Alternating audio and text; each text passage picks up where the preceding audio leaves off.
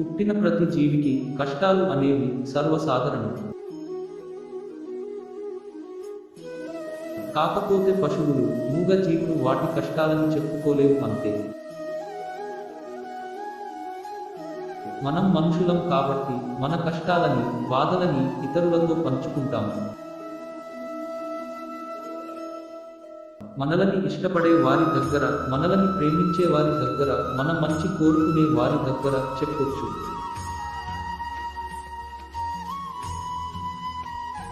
వారు మనకు ధైర్యాన్ని నింపి మనకు సహాయపడతారు, మన బాధలని, కష్టాలని పంచుకుంటారు.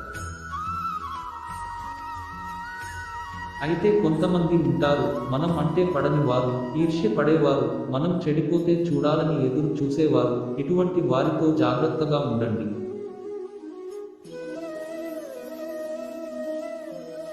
మీ కష్టాలను ఎప్పుడు కూడా చెప్పుకోకండి. ఎందుకు అంటే అది వారికి అనుకూలముగా మార్చుకోవడానికి చూస్తారు. నువ్వు బాగుపడుతుంటే చూడలేని వారు నీకు సహాయం ఎలా చేస్తారు ఒక్కసారి ఆలోచించు.